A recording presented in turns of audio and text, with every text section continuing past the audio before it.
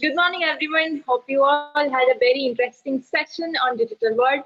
This is Anamika Prashardi signing up as host to welcome you all to the second track for the day on Edtech. Before we move on to our session, let me introduce to you all our moderator for this session, Mr. Sujit Shivaram.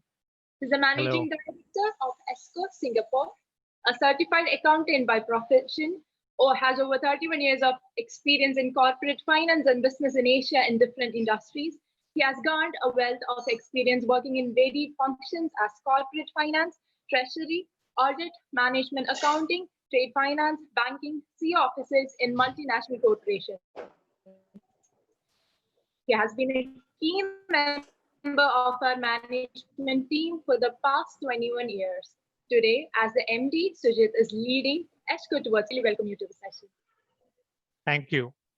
Ladies and gentlemen, moving on to the panelists for this session, we have Mr. Madhavan Sir, the partner and sector head of education and skill developments, KPMG Advisory Services, and Kazuki Miwa Sir, GM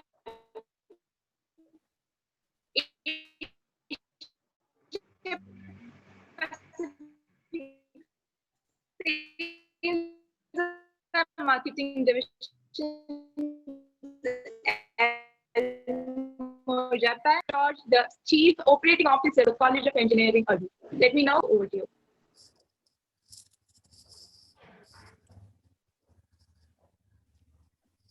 Thank you, Anamika. Um, it's a great honor to be moderating this August panel discussing the EdTech industry with all of you this afternoon. My name is Sujit, as Anamika has already introduced. I'm with ESCO in Singapore. We are an audiovisual company doing integration of audiovisual systems, including in the EdTech industry. Without further ado, let's get on to the discussions of this afternoon. Learning how to learn is a new marker of literacy, not knowing how to read and write. These are not my words. These are the words of the founder of the world's most highly valued EdTech company, Byju's. In more ways than one, it has significance for our discussions today. From the advice that it offers to the youth, from the challenge it poses to traditional institutions, and the opportunity, and more, the responsibility it presents the industry with. One of the few and fortunate industries that has had a positive impact from the pandemic, EdTech. EdTech investments are expected to reach 350 billion US dollars in a few years, from the US 20 billion it was pre-pandemic, which means it is set to grow 16 times in the near future. Today, approximately 1.3 billion learners are registered on various online platforms worldwide. Since announcing free live classes on its Think and Learn app, Byju's has seen a 200% increase in the number of new students using its products, according to its COO. Joining this gold rush are companies like Tencent, ByteDance, Google, Alibaba, Zoom, and a host of other aspiring enterprises. There are also innovative partnerships being forged between institutions and the media, like BBC's Bite-Sized Learning for One. What does this mean for the future of learning? While some believe that the unplanned and rapid move to online learning with not enough training, insufficient bandwidth, and very little preparation will result in a poor user experience that is not conducive to sustainable growth. Others believe that a new hybrid of education will emerge with significant benefits for all. What are the challenges this poses to the wider community and governments? Is online learning effective? How do we ensure it's universally accessible across all strata of society? How do we ensure that the youth of today benefits from the industry as entrepreneurs or employees? How does the industry prepare for the demand and innovate to address these challenges?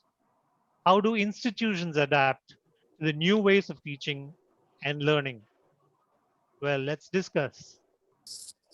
What has been made clear through this pandemic is the importance of disseminating knowledge across borders, across companies, and all parts of society. If online learning technology can play a role here, it is incumbent upon all of us to explore its full potential. So let's start off the discussion. Firstly,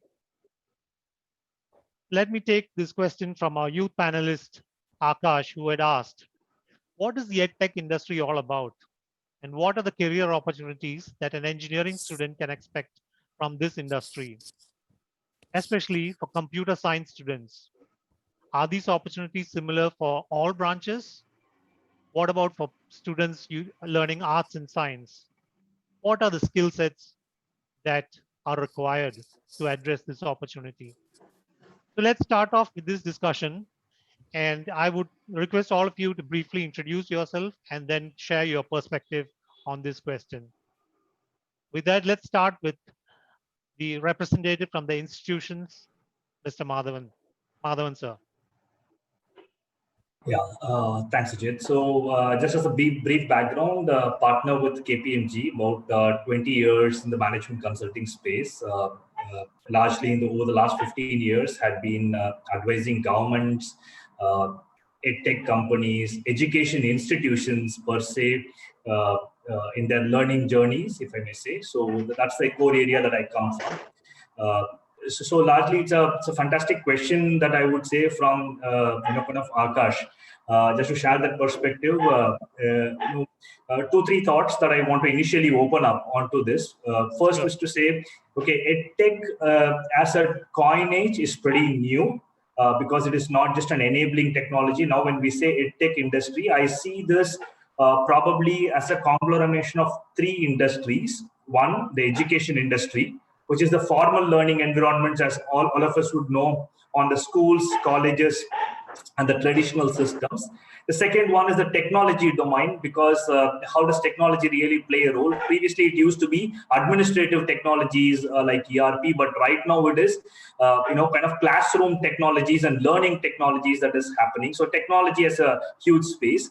And the third one that is happening all over the world is consumerism, which means that what's in it for me? Hyper-personalization, right? Fundamentally, I believe when somebody says learning is very individual, and learning is to probably bring out the best in every individual, right? Unlocking human potential. If one were to look at it between an educator-learner conversation, this edtech industry is all about hyper-personalization at scale, at any time, convenient to the learner, right? And kind of brings out the best in them. So this is a combination of 3 industries of education, technology, and I would say consumer, or I would say here student, learner in that sense. It's a huge one, and hence a new coinage of these 3 industries.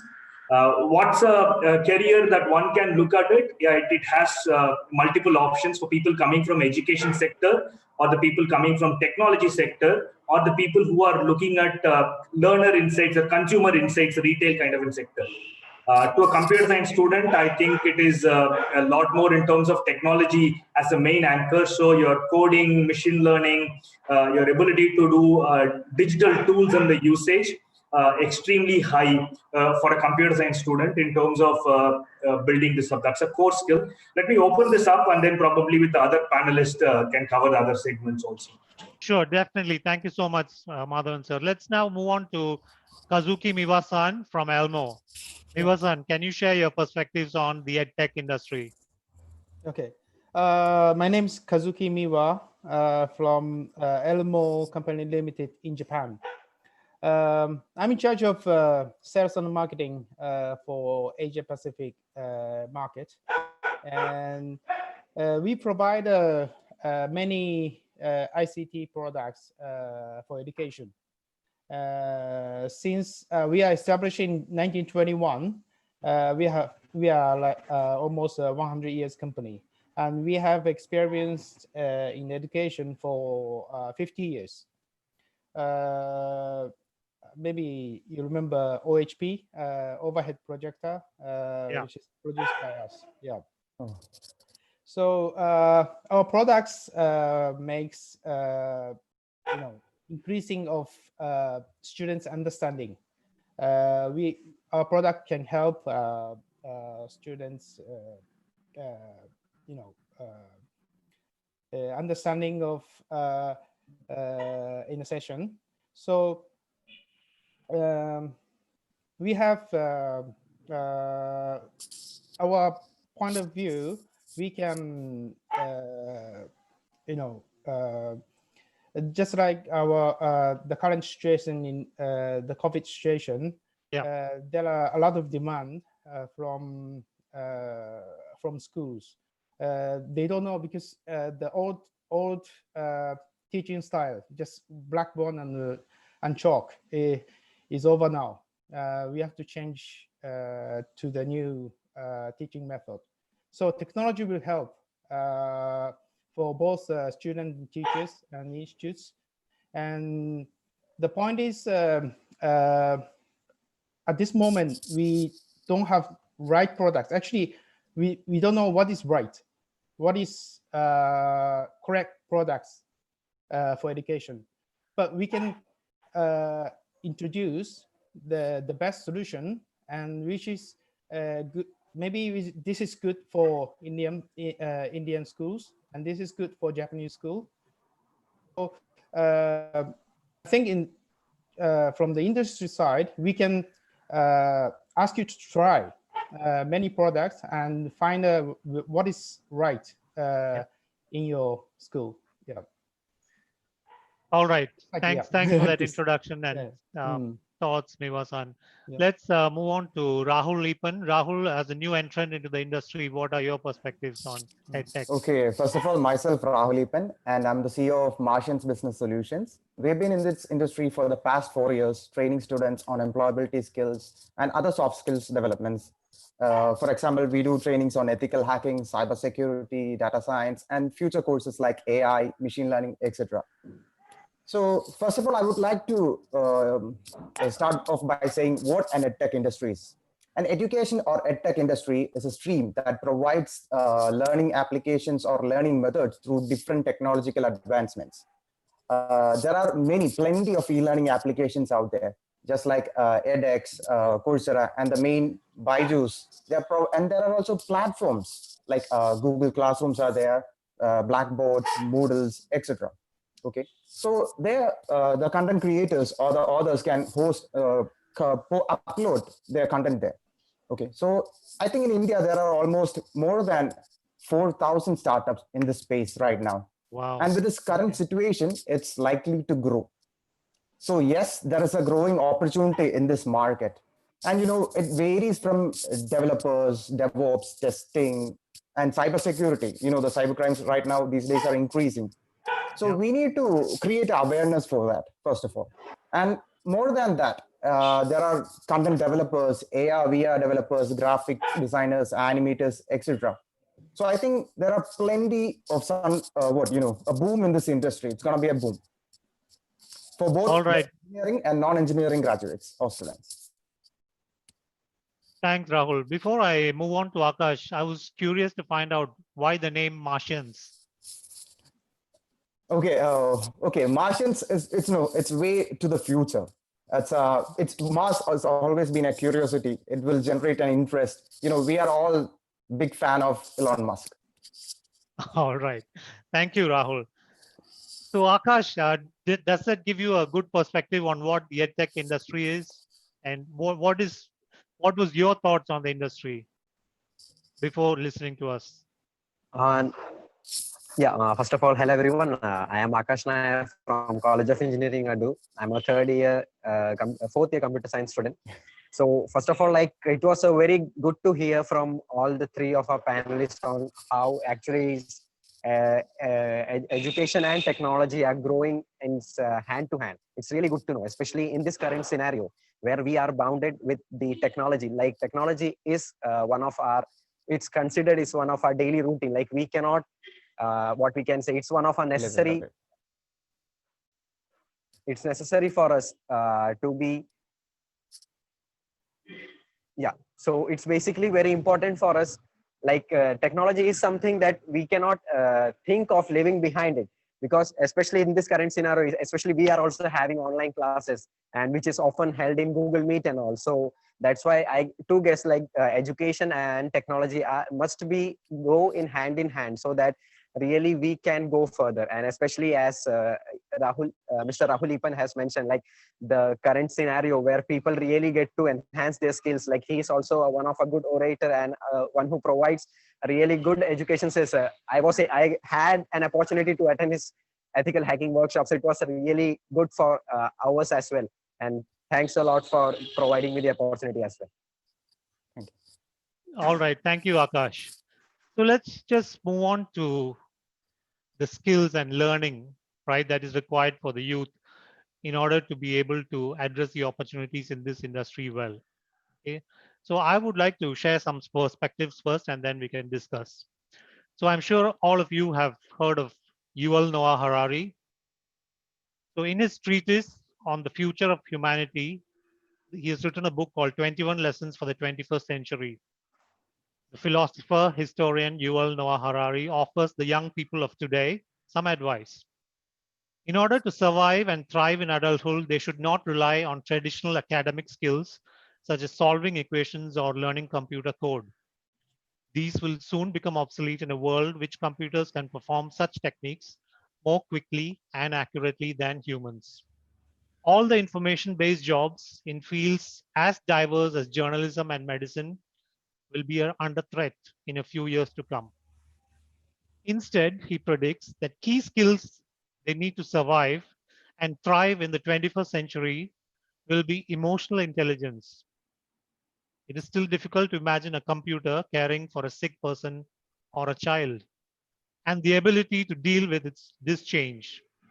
If we can predict nothing else about the future, we know that it is going to evolve rapidly at a rapidly accelerating pace of change, from the growth of AI to a warming climate. Coping with this level of uncertainty will require adaptability and psychological resilience. These are best fostered by an education system that prioritizes not traditional academic learning alone, but rather the 4 C's. So what are the 4 C's? Critical thinking, communication, collaboration, and creativity. So with that background, let's talk about how the youth can be better prepared to address the skills required in this edtech sector. So let's start off with Rahul, being the latest entrant. What are your perspectives on this? Yeah, the students must, there are plenty of opportunities for the students to learn out there. Yeah. And they must explore it. Unless and until they do that on their own, it's not possible.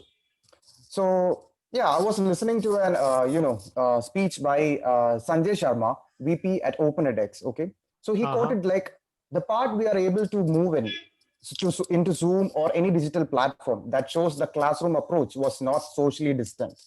Okay, so what it was trying to say that it was not difficult for us to adapt to this current situation as we are moving ahead with the technology. Everyone knows how to make video calls or chat with others, and that too, it was like a social distancing for us. And in colleges and all, they are providing like it's a one-way method of communication by the faculties, and that made it easy for adapting to video conferencing. Okay, and yeah, sooner or later these institutes have to address how to build a better engagement and experience for the students. So unless and until they create an engagement tool or engagement factor, it's not possible for the students to understand, or they will just simply sit there. That's going to happen. All right, Rahul, thank you. Let's hear from Madhavan sir on the institution's perspectives on what kind of skills are in demand and how the youth should equip themselves to address the needs. Yeah, so I'll speak a couple of perspectives on this, on what edtech industry will require, right? So, like what you said, if you look at Baiju Think and Learn Private Limited, probably 2009, to Baiju Ravindran teaching in stadiums, right? There was no too much of technology there, but thousands of people gathering around. And then how do you really create immersive, engaging content? And then they created a platform which is happening in there. So we used to call this traditionally as concept learning. So if one were to really look at learning and transforming learning, good to hear the 4 C's, right, of critical thinking, communication, right, or creativity, and collaboration, and collaboration. Those coming into picture. How does all this get translated into a learner-educator system? Absolutely. Right. So somewhere down the line, if you want to be part of an edtech industry, if you are the content creator, a new way of delivering. So what has happened? What has happened is probably the delivery mechanism has got disrupted. It is probably the same old conceptual thinking, right? I would say in a meta way, getting delivered through new means. Right. So when I used to talk with MIT, probably in terms of looking at an OCW and others that have come in of open courseware, they democratized and said information is ubiquitous and free. So you will find that in NPTEL in India, Swayam in India, right? As we talk about organizations like Byju's and others, I also work with the government. Right, the largest provider of education is probably government. If you say, when you say COVID and schools, children have to learn, probably we have the largest base in terms of looking at it being provided by the public. And how do you build a system for that scale, right? So currently we have traditional systems. So when somebody comes out and says, I will join an edtech, there are 2 aspects for you to look at. One is learning technologies or conceptual learning. In this case, MIT says 3 different pathways are there. So to build an edtech product, number 1, you need probably a domain expert. If you want to learn science deeper, right, or any concept, any domain deeper, you need a domain expert. The second one is, okay, having understood what you want to learn and you are dealing with an expert, you need an education technology guy of porting this in newer forms, because it is not the chalk and talk, but you will need to deliver that content or what he wants to teach in newer form. Yeah. The third aspect becomes probably a behavior scientist, right? No 2 students learn it the same way. Yeah. Right. So you need a combination of these 3 people to create the right content, technically right content of the concept, probably delivered in the best possible way using the right technology. That's where the tech play comes in. The third one is probably a consumer behavior. That's why you will see behavioral economics. When you learn, so no student today sees a video for more than 2 minutes. Right? Why do you say it's bite-sized learning? So I don't want to learn the same lesson for 60 minutes. Our traditional classrooms are 60-minute lectures. Yeah. I don't want to listen to one. So these 3 are important. When a person runs an edtech company, they will have a department which will do engaging content. They will have kind of a department which will do student behavior analysis on what contents get absorbed and consumed in which way, consumer behavior, right? And 3, all these edtech companies have started having domain experts. So if I need to learn ethical hacking, who is my tutor? Is it Rahul Lipan, or is it a guy who is certified? Am I learning from the best anywhere in the world? Right? The expert has to, so it's not near proximity, does not matter to you anymore. So you have to have a combination of these 3 in an edtech company, followed by probably, you want to grow sales, you want to really, kind of get that communication across to your target audience, which is newer ways, right? In traditional methods, this is advertising. But today, if you are not doing this in Instagram, if you are not doing this in LinkedIn, if you are not doing this in a collaborative platform, you are not doing communication that reaches. So anyone who looks at a career, I would think, coming from different backgrounds, whether it's computer science, whether it's arts, science, they have a domain role to play. They have a concept learning role to play. They have an education technology role to play, cloud computing, or probably looking at different kinds of technologies to convert this using content, authoring tools and learning management tools and the others.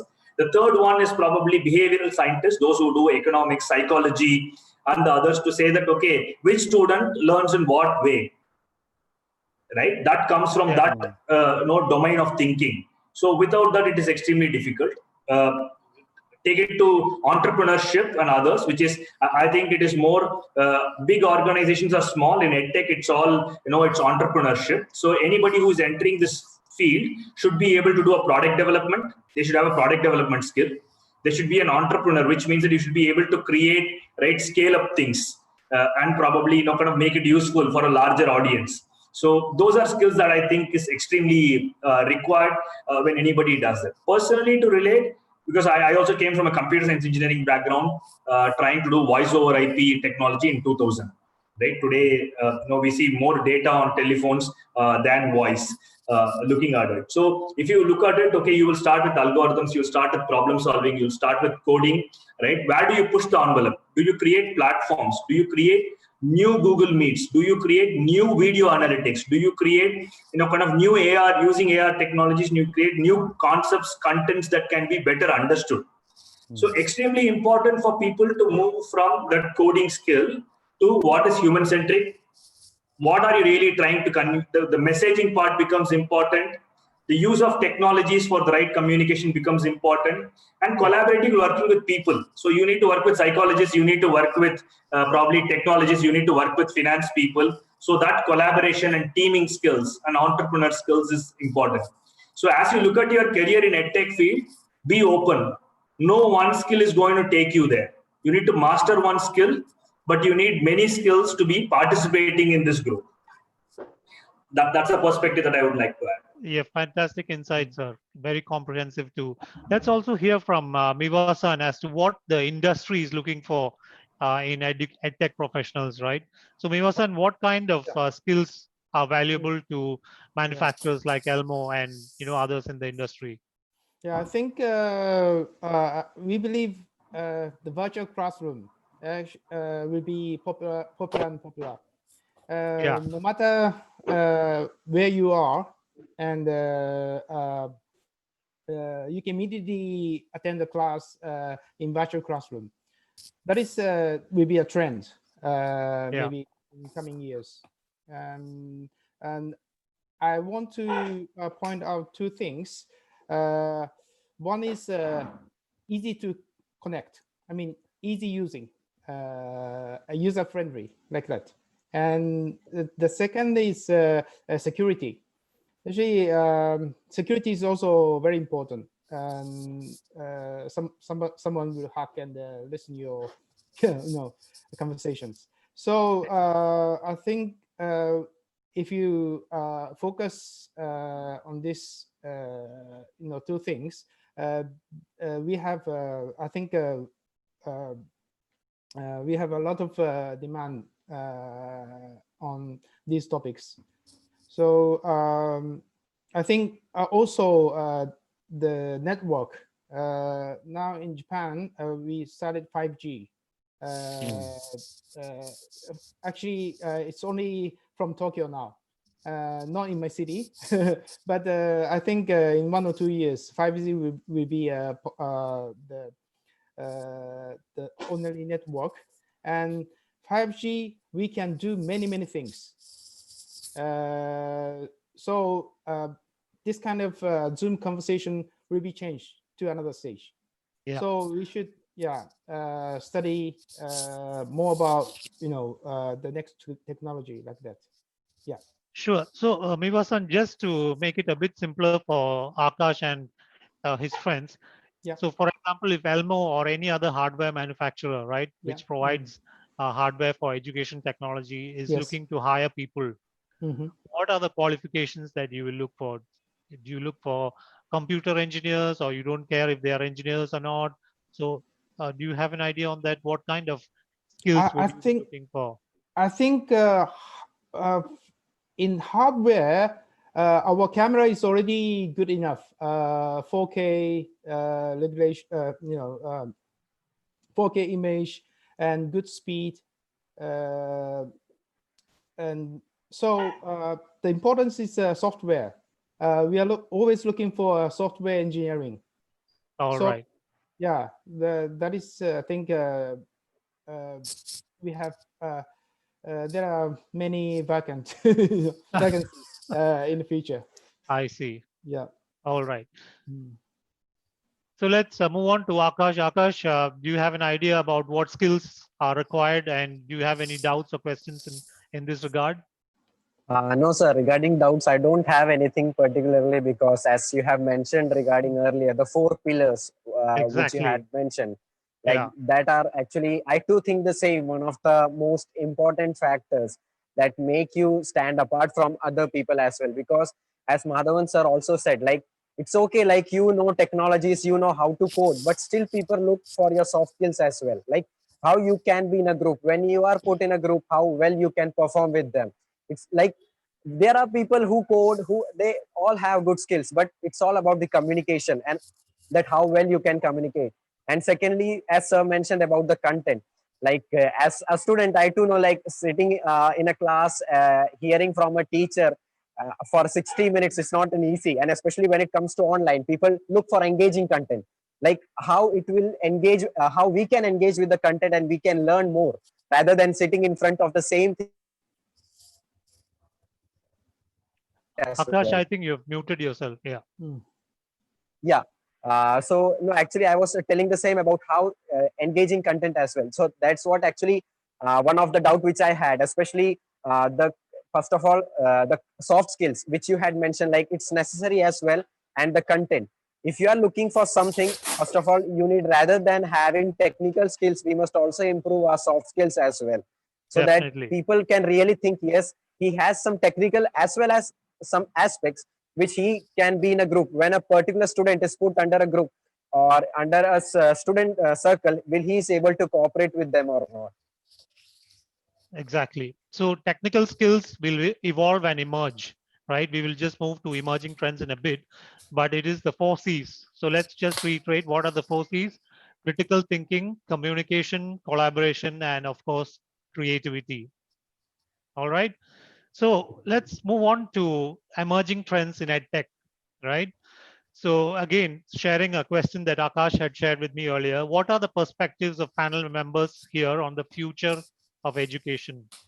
Is Zoom and online classes likely to continue, or students will go back to campus? How do you see new technologies coming up like AI, augmented reality, being available for students across the country? And how are institutions going to step up their lab infrastructure to be able to meet these new requirements?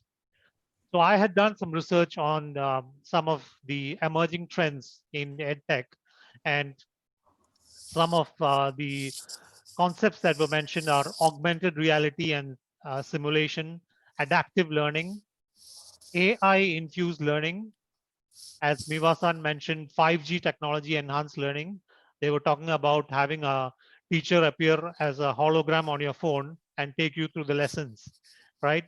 Automation. I think Madhavan sir already touched on competency-based education and learning analytics. So these are some of the emerging trends that I'm hearing of. Is it the same that other panelists are also hearing? Madhavan sir, would you like to start off on this? Yeah, so I think probably in the next 5 years, again, I see it in two disruptions. One is, kind of education, the format is getting disrupted, right? So whether it is when you said micro learning, where you learn, what you learn, how you learn, all are getting disrupted, especially in a place like India where we are launching a new education policy and we are saying grade 6, you will learn design thinking, computational thinking skills. Right, it puts a whole new perspective. It's not an engineer who is learning design thinking, probably computational thinking at that level. Probably a STEM learning might happen much in your middle schools. So if I look at it, concept learning towards future skills, I think design as an area is going to be huge in terms of looking at it. The second one that I think is any of the video based learning, probably in the near term, video-based technologies. So it's an AR or any of the synchronous learning technologies with more adaptiveness, right? It cannot be merely, multicasting, if I may say, or probably broadcasting solution. Interactive video-based technologies, I think, will be, high. Language processing technologies, right? If you look at Google Translate, or if you look at bilingual, multilingual translators that are there, so it is no more you will have barriers of language. I think that part of translation and language processing technologies are going to be kind of reasonably bigger, right? To make learning very different in my view. So the language processing technologies will be there, content-based AI will be there on one side. On the other side, I feel if you really look at processing huge amounts of learning data, because education industry per se is the largest retail industry, right? In terms of looking at it, it's the largest consuming industry in terms of looking at it. If one were to process that data from a government side or from a company side, your cloud technologies are going to really scale up multifold in terms of looking at it. High computing platforms, right? Where you do big data and data science and learning analytics. So healthcare and education will have this big data in terms of looking at it. So in terms of looking at analytics, in terms of looking at computing platforms with high processing power is another area that I see as a trend. So these are skills in the next 3 to 5 years I would be looking up to, not a hype, but more real. So I watched Gartner's hype cycle, but I think these are going to be more real technologies for 2025. All right. Thank you, sir. Rahul, what are your thoughts on that? Actually, sir, yes, the students will always have to go back to the campus eventually. Okay. Yeah. Yeah, but there will be some drastic changes over there. They have to maintain a social distancing and all the COVID protections, etc. And even the attendance, that too can be contactless. They can include RFID tags, or even wearable technologies are there for taking the attendance systems. Those kind of technologies will be adapted over there. So, however, I feel strongly that they should not go back to the old method of teaching. So much. Okay, there is so much opportunity and time wasted in this right now in adoption of tech. It's there. Yeah. Yeah.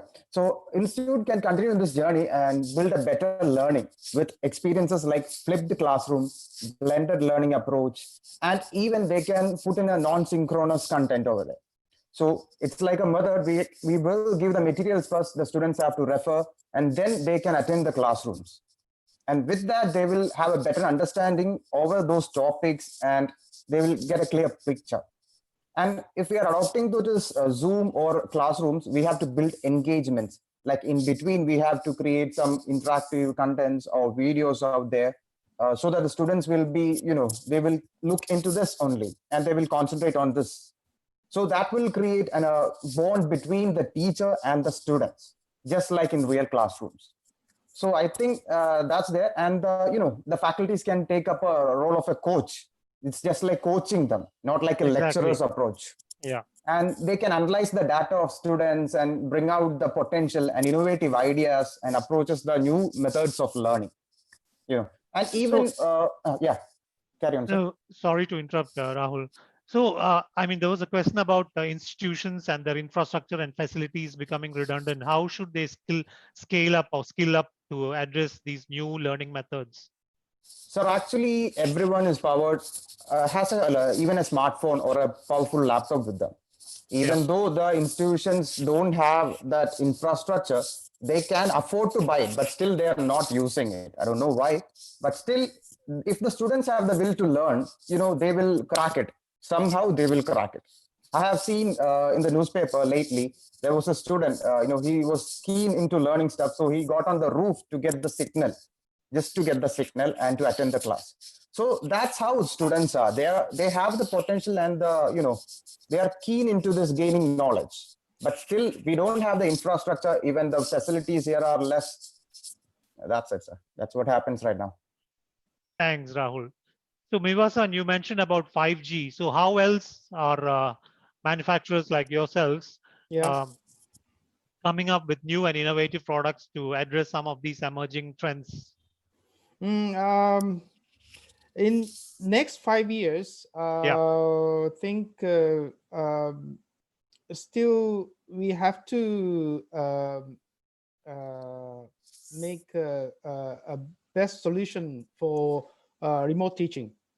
Actually, most of the school in the world haven't installed that kind of system. They're just using a laptop or maybe a smartphone to share the image to someone else.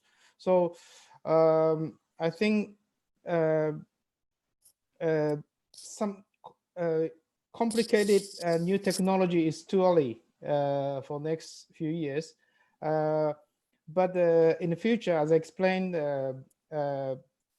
the speed of network will be increased surely, and That will that will make we can make it like even you are in India, I'm in Japan, we can communicate very easy, and with the now we are talking on face to face, but I want to show some handwriting and some object like this, but it's not clear. But we want to have a package, like we can show face, we can show something on the table, we can show the whiteboard together. That's kind of a combination, the package we should install to the market. Yeah. All right, sure. Thanks, Muwasan. Yeah. So Akash, any questions on the emerging trends in learning and educational technology that is being used to impart learning? So, sir, basically, like I wanted to have, I had a small doubt, like especially we are having a lot of emerging technologies, like we are having artificial intelligence, we are having data scientists like as a career. We are also having web development, we are having Android development. So it often makes students a bit confused.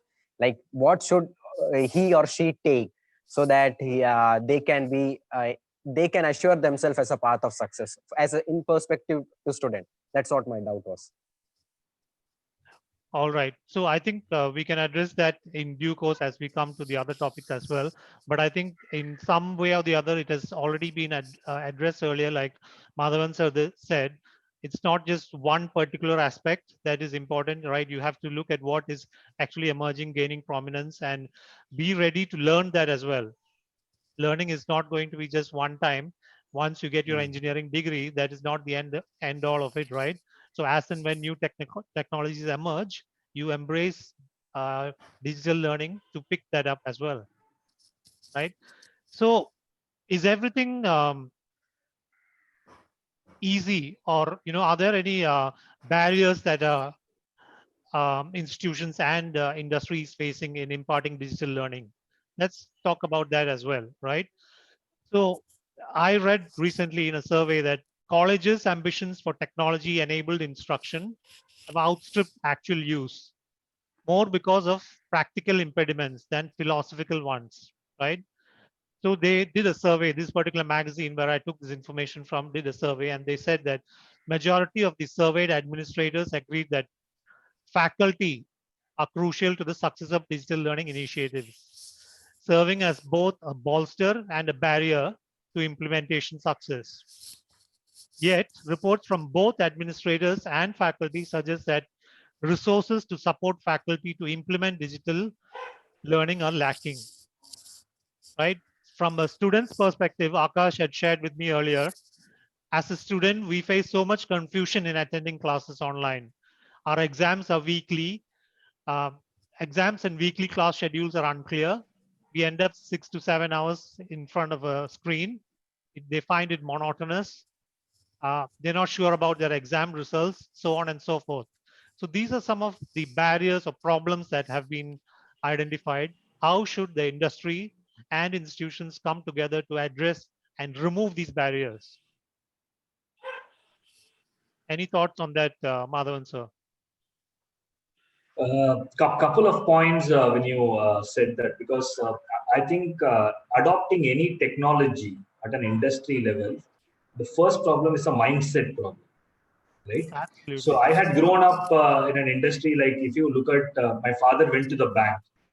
In the last 20 years, I've never been to a bank, right? So technology has probably impacted financial services sector in a big way in terms of what I have seen through and how it has come. The various ways of saying, okay, you go to a branch, there is relationship and everything.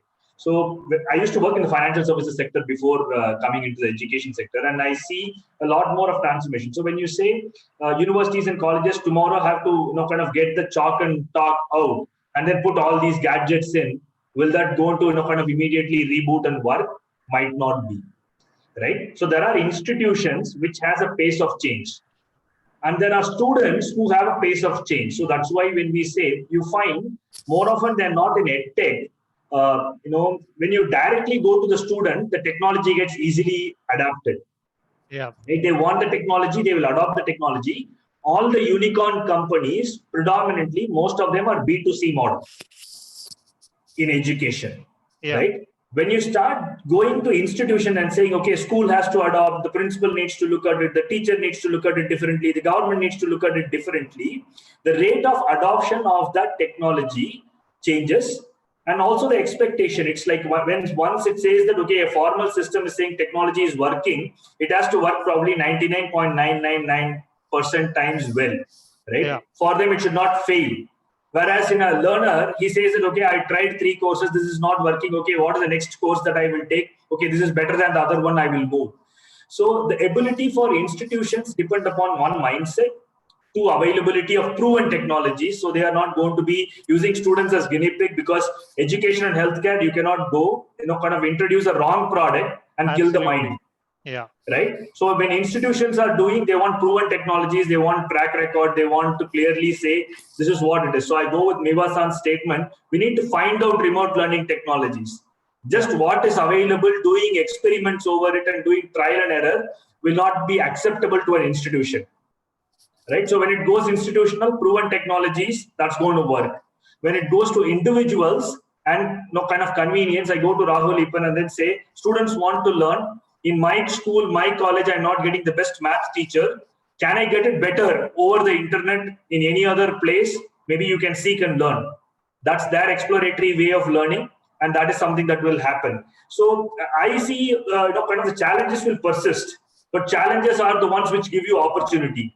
Exactly. So to me, I'm saying here is a huge opportunity for everybody who wants to learn at their own pace and move. That gives an opportunity.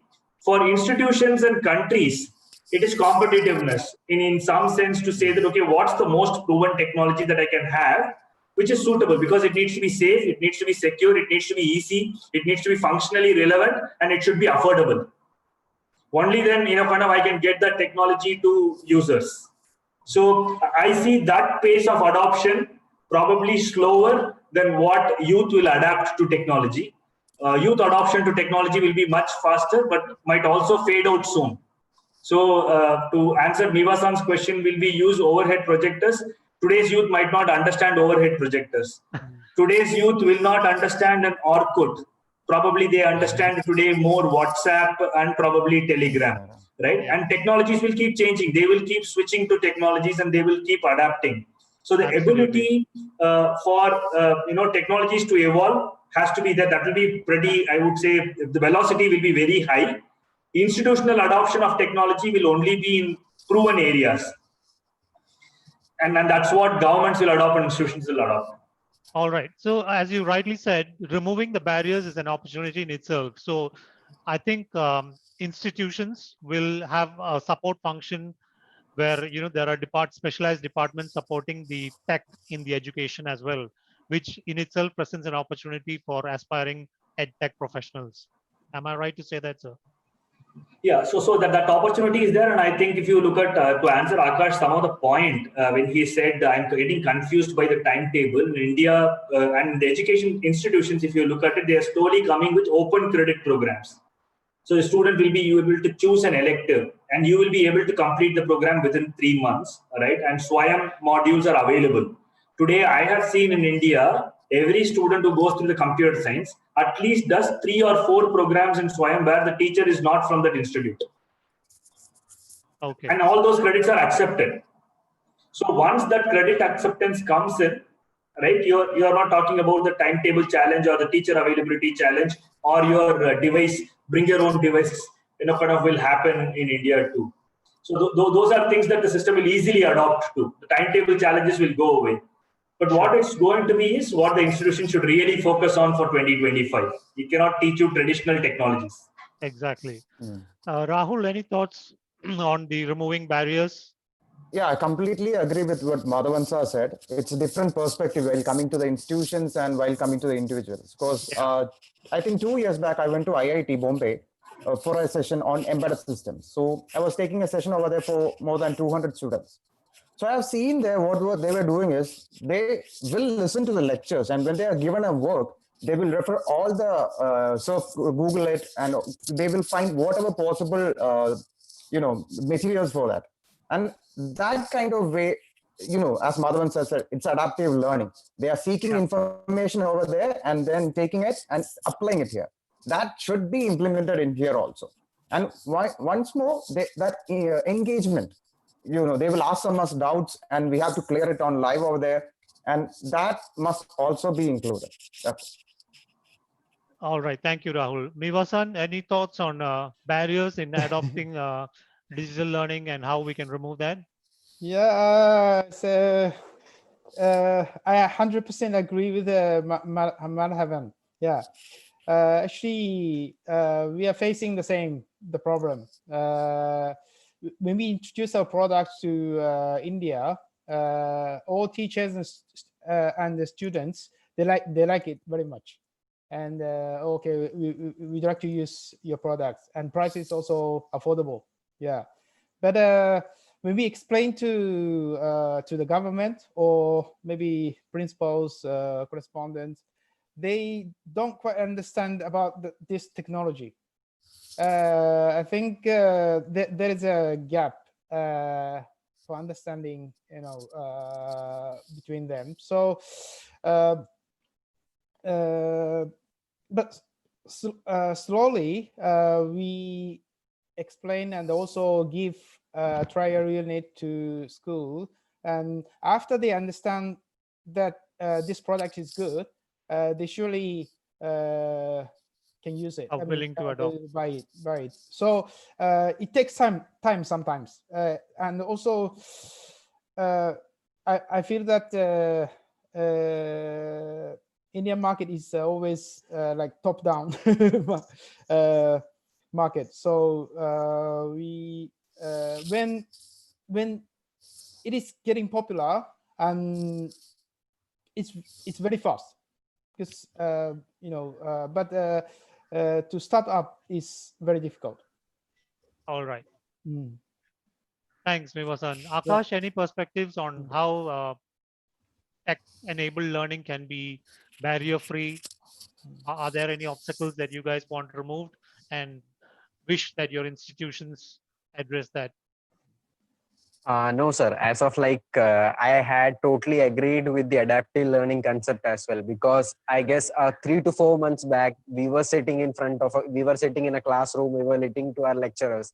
Then as time passed, first of all, there was a confusion for how now they will be conducting classes and all. Then the technology, as you have mentioned earlier, the technology is something that we have to rely on. So it's now we are sitting in a virtual classroom where we are attending all classes. And recently I had also attended a hackathon in Kerala. So it was the same, we were in a room, but it was a virtual room where we were connecting with our friends on rebuilding our softwares, and also it was really different. So it's all about learning. We cannot leave anything back, especially in today's world. It's all about how you can grasp things out of there. Excellent, fantastic perspective. But yeah, there is one question you had wanted to ask. I will ask on your behalf. So Akash had asked, so because of this, the increased adoption of technology, are institutions going to reduce fees? So I'm not sure who is the right person. Maybe Madhavan sir, you can share your perspective on that. Oh, so this is a global question, right? Because previously, previously people thought if learning happens, the learning environment is going to be brick and mortar, and it is classes and it is labs, probably teachers, right? All the cost that was incurred to do an instruction-based delivery model had those costs in. And suddenly, if I'm not going to have a classroom, I'm not going to have that lab, and I'm not having, probably the teacher still remains a different teacher who can use the technology, that the costs are changed. So will it be a very different model, right? So in a market-based economy, people are used to some traditional operating cost models. This is how the fees is charged, and this is how probably if you look at India has 40,000 colleges. Just because there are two programs in one, you cannot kind of really say all those people who are operating in the other model will make it different.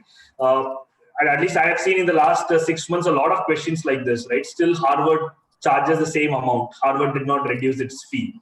Yeah. Right, in terms of looking at it. Exactly. Typically, when you go online, if you have to build those experiences, if you have to build those richness, if you still commit time, you still commit resources. Maybe it is not the traditional brick and mortar resources, but it is technology resources, exactly, which needs to be invested into. So in my view, I think fees have to be affordable. But I think it might not, it is unfair to compare a traditional model with an online model. They are two different ways of delivering. What is the payment capacity and what it would be? It depends upon what program you want to do and why are you doing that. Is it for your learning or is it for employability? Which means people do benchmark with their salaries, right? You expect that quality of content. You don't, in education, I have never heard the word mediocrity. No student wants a bad content. Exactly. No student wants a bad learning experience. They want the finest experience at probably the most optimal cost. All right. Thank you, sir. Very well answered. So we need to address a few questions from the audience in a very short time frame. So I'll post some of these questions firstly to Rahul. Is there a specialized EdTech course today for students to pursue? Actually, there are various platforms out there, okay? You guys just have to explore it. Even we, Martians, also have an EdTech platform. It's going to launch soon, okay? And we are going to promote all the employability skill programs, especially for the reserved engineering backgrounds also. Even while coming to food technology, biomedical, even biomedical coding, those courses are not available in Udemy also. But we are going to provide that. Such kinds of courses are there, which these guys can looking forward to it and they can explore that. All right. Thank you, Rahul. There's a question on new job opportunities. I think we have addressed that. So I'll move on to the next. EdTech platforms for assessments, exams, and evaluation.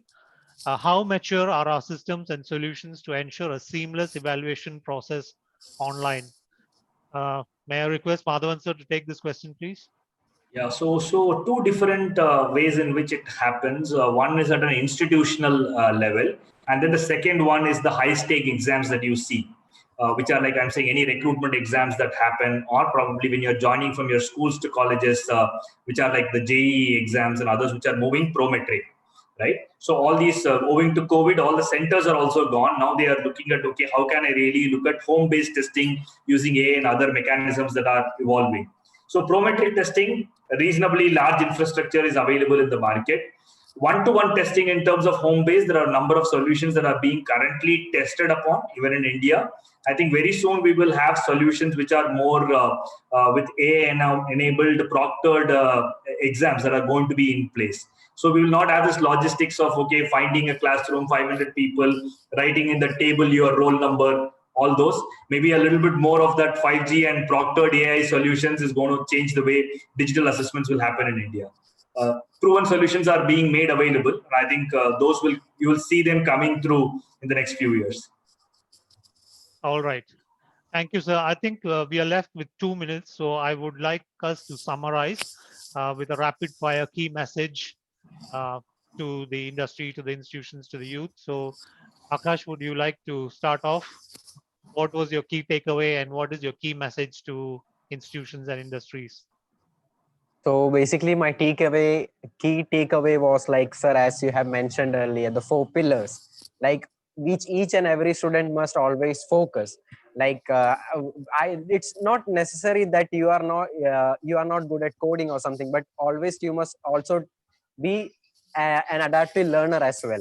Because if we are able to grasp things as they are moving, especially when we compare 5 years back, the technology was not that much in a way, but today it's moving 10 times more faster way. So if we are able to grasp or we are able to learn, it's all about people are looking for learners. They are not looking for the people who are good at something.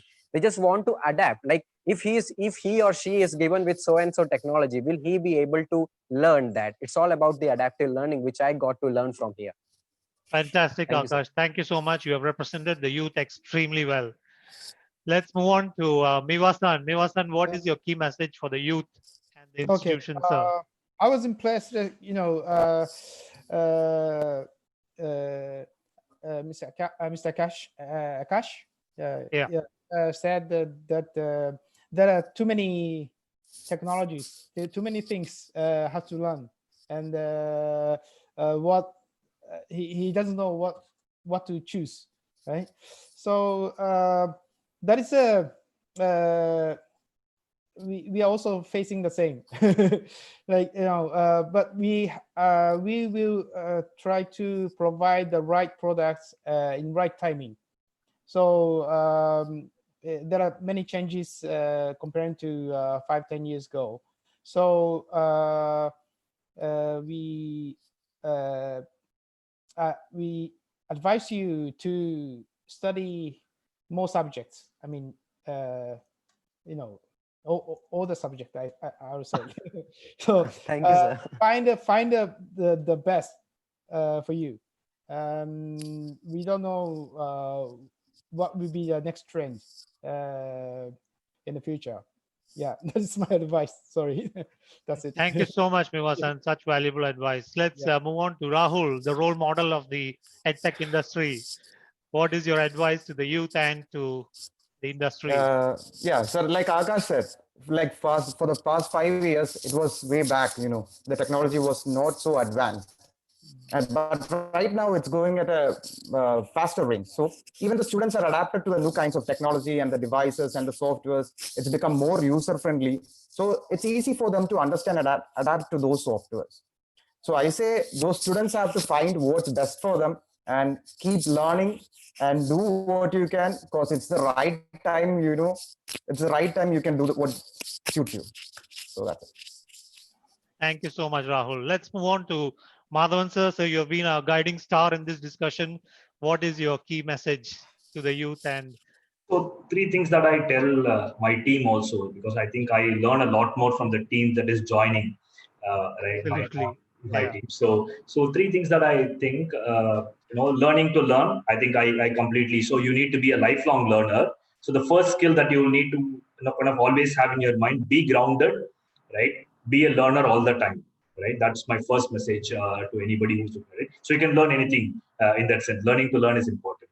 The second thing is probably I think it's extremely important to have an entrepreneurial skill, because I think youth can create products rather than mimic products. So start early, test and fail, so that you can create new things, right? You have an immense potential to create new ideas. So focus on design, right? So design means you will try your model, right? You will test and fail, and then you will find something new, right? So I would think, rather than too many technologies, ground yourself on design, right? And your design thinking, that's going to be extremely important for you in terms of looking at it. The third one, probably in terms of coming out from the college, in terms of looking at it, right? Don't be limited, right? I think it is education is slightly borderless, right? When you say focus, learn something outside your curriculum, right? If it is technology, so be it. If it is more behavioral science, so be it. So pick up something that is contrary to your learning. If you are a technologist, pick economics. If you are an economist, pick technology, right? Don't be in your comfort zone. This is going to help you to learn to work with others, right? The last but not the least, make all your learning contextual. Any bookish knowledge, theoretical knowledge is never helpful. So go on the ground volunteering experience, right? Building projects for clients, right? It might be free, whatever it is. Make contextual learning and problem-based learning, what others call capstones, your way of learning, right? That's the only way learning is going to be with you, and you'll not forget anything that you learn from that experience. So keep these 4 in your mind. Rest of it will follow. thank you so much for such profound words of advice. It's been such a fantastic learning experience for me also, as a part of this panel with all of you here. Thank you so much, each and every one of you. Thank you, Miwa-san. Thank you, Rahul. Thank you, Akash. Thank you, Madhavan sir. Thank you to the Skillablers team for having all of us here. Thank you very much. I would like to end and hand over to Anamika with just one statement. Learn like you are going to live forever. Thank you. Apologies on the network issues faced before. Let me now thank all our panelists for gracing your important words and sharing with us your thoughts and opinions today.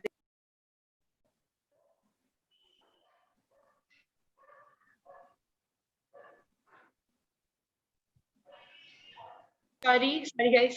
Am I audible? Yes. Yeah, you are, Anamika. Sorry, I just got a call. Sorry about that. So I extend my sincere gratitude to Sujit Shivaraman sir for joining us today here as our moderator for the session. Thank you so much for all the wonderful knowledge and insights shared on this session with the youth. Thank you. So much. Thanks, everybody. Thank you so much. Thank you, sir. Bye. Thank you. Bye. Thank you. Yeah. Thanks a lot for the opportunity. Bye. Before signing out, I have a kind reminder for our audience to kindly stay tuned, logged in for our next session on e-commerce and logistics. With that, let me wind up this session. Have a wonderful day ahead. Thank you. Thank Bye-bye. you. Bye.